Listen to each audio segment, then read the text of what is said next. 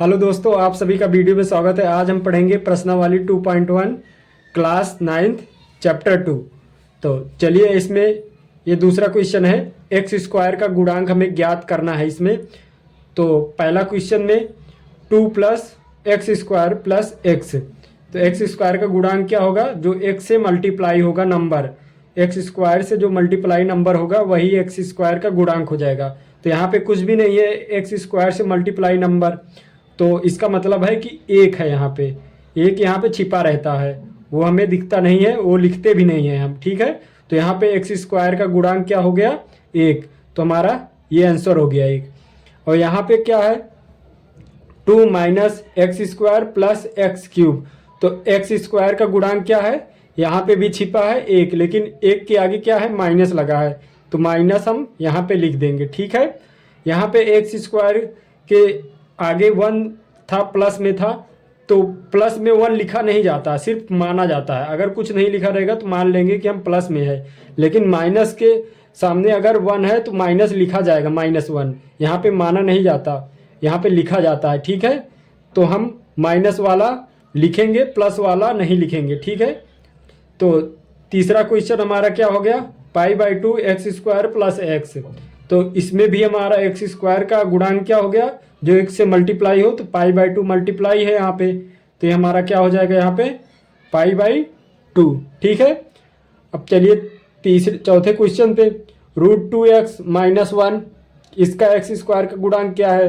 तो x square का गुणांक यहाँ पे देख लेंगे, तो एक्स स्क्वायर यहाँ पे है ही नहीं, तो इसका मतलब है 0 हो जाएगा, ठीक है। जब एक्स स्क्वायर यहाँ पे है ही नहीं तो इसका मतलब है कि एक्स स्क्वायर का गुणांक है ही नहीं, तो 0 हम मान लेंगे।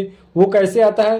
वो इस प्रकार से मान लेते हैं हम, यहाँ पे 0 प्लस करके, 0 या माइनस करके, कुछ भी करके, क्योंकि मान इसमें इसके वैल्यू में कोई अंतर आएगा नहीं, प्लस जाए करो चाहे माइनस करो, तो प्लस करके हम मान लेते हैं 0 और एक्स स्क्वायर। अगर 0 का एक्स स्क्वायर से मल्टीप्लाई करेंगे हम तो क्या आ जाएगा?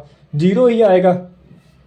तो इसीलिए हम मान लिए यहाँ पे एक्स स्क्वायर नहीं था, तो इसका हम मान लिए गुणांक 0 है, ठीक है। आपको समझ में आ गया होगा क्यों हमने माना है। तो चलिए हम आगे बढ़ते हैं, अगला क्वेश्चन। चलिए बच्चों, तो हम तीसरा क्वेश्चन करते हैं। 35 की घात द्विपद और 100 की घात एक पदी का एक एक उदाहरण दीजिए। तो 35 की घात हम द्विपद का बहुपद हम चलिए बना लेते हैं। 35 की घात का द्विपद, तो हम लिखेंगे x की पावर 35 प्लस 1।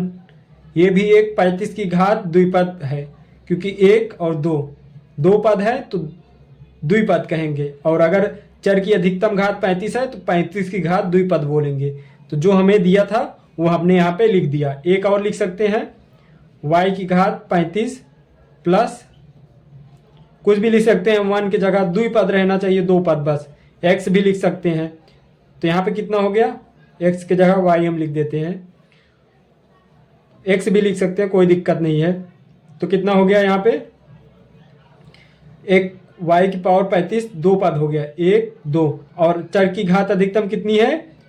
35 है, तो हम बोल देंगे 35 की घात द्विपद का एक बहुपद, ये द्विपद है, ठीक है। बहुपद नहीं बोलेंगे, द्विपद ही बोलेंगे। वैसे ही अभी हम पिछला क्वेश्चन लिए थे, y की घात 35 प्लस x भी लिख सकते हैं, ये भी हमारा 35 की घात द्विपद ही है, एक पद, 2 पद, और चर की घात अधिकतम 35 है, तो ये हमारा द्विपद हो जाएगा, ठीक है, 35 की घात का। तो चलिए हम अगला क्या है? 100 की घात के एक पदी। तो 100 की घात के एक पदी का हम ले लेते हैं, तो हम लिख सकते हैं x की घात 100। इसमें सिर्फ एक ही पद होना चाहिए, आगे प्लस करके कोई भी पद नहीं होना चाहिए। वैसे हो गया एक एग्जाम्पल, और y की घात 100 भी लिख सकते हैं, और ऐसे एक और z की घात 100, ये तीनों को हम लिख सकते हैं इधर, ठीक है। तो ये हमारा 100 की घात का एक पदी वाला आंसर हो गया है, ठीक है। चलिए हम आगे अगला क्वेश्चन करते हैं। तो ये हमारा चौथा क्वेश्चन है दोस्तों। तो इसमें क्या है? 4 की घात, मतलब कि बहुपद की घात लिखिए, तो इसमें बहुपद की घात हमें बताना है। तो चलिए, ये 5x³ है, 4x² है प्लस 7x, ठीक है। तो इसमें हमें बहुपद की घात बताना है। तो बहुपद की घात क्या होती है बच्चों? जो चर की घात अधिकतम होती है, ठीक है, चर की घात अधिकतम है, जैसे चर एक्स वाई जेड, तो इसकी घात जो अधिकतम होगी वही हमारी बहुपद की घात हो जाएगी। तो चर क्या है? एक्स एक्स एक्स, तो इसमें एक्स जो है वो चर है, तो चर की यही घात अधिकतम हमारे यहाँ पे ढूंढनी है। इसमें देखिए एक घात है, इसमें कितनी घात है? 2 घात है, इसमें कितनी घात है? 3 घात है। तो यहाँ पे चर की घात अधिकतम कितनी हो गई? 3 हो गई। तो इसका बहुपद क्या हो गया? 3 हो गया, बहुपद की घात 3 हो गया, ठीक है। अब इसमें देख लेते हैं, तो चर की अधिकतम घात कितनी है? चर एक ही है, y है, और इसकी अधिकतम घात यही 2 है। तो यहाँ पे बहुपद की घात हमारी कितनी हो जाएगी? 2 हो जाएगी, ठीक है। तो यही हमारा आंसर हो जाएगा। आगे बढ़ते हैं। 5t माइनस अंडर रूट 7, इसमें तो कोई चर है नहीं, यहाँ पे है एक t, तो इसकी घात कितनी है? 1 ही है, तो यहाँ पे 1 हो जाएगा।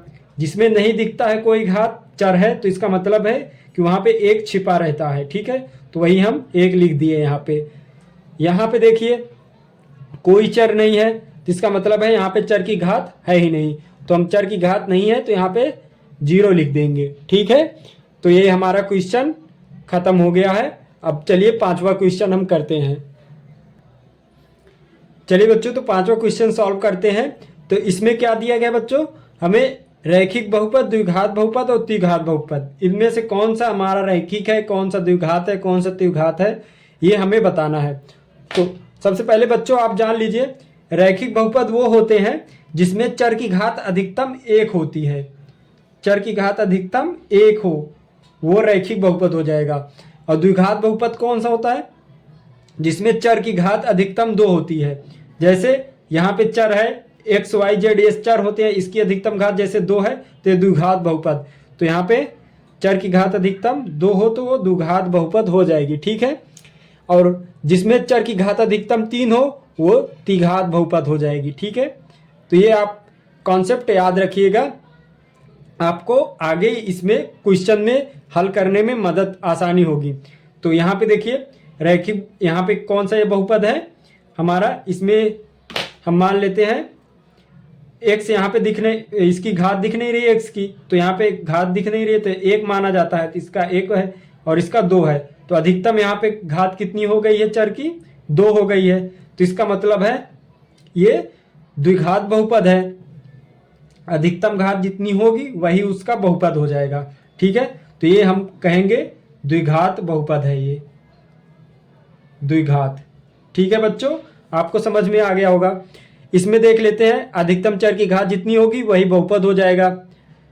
1, इसमें कुछ नहीं दिख रहा है, 1 है, तो यहाँ पे 3 है, लेकिन तो अधिकतम चर की घात 3 निकल गया यहाँ पे, तो कौन सा बहुपद हो जाएगा?